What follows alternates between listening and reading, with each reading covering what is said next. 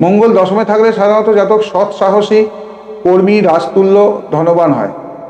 তার জীবন কর্মবহুল হয়, সে উচ্চাকাঙ্ক্ষী এবং তার জীবনে নেতৃত্ব করার ইচ্ছা ও সুযোগ উপস্থিত হয়। মঙ্গল যদি পীড়িত না হয়, কর্মক্ষেত্রে তিনি বিশেষ শক্তি ও প্রতিষ্ঠা অর্জন করে থাকেন। জাতকের মধ্যে পুরুষাকার খুব প্রবল এবং তার পুরুষাকার দিয়ে কর্মপথের অনেক বাধাবিঘ্ন তিনি দূর করতে পারেন। তিনি এক্সিকিউটিভ কাজের যোগ্য এবং অনেক সময় তিনি ওই শ্রেণীর কাজই করে থাকেন।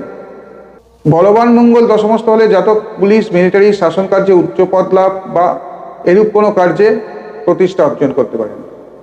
দেশ রক্ষা বিভাগ, অস্ত্রাগার বিভাগ, সৈন্য বিভাগ ও পূর্ত বিভাগে কর্মগ্রহণ করতে পারেন। শৌর্য বীর্যপূর্ণ কর্মে উন্নতি লাভ করে থাকেন।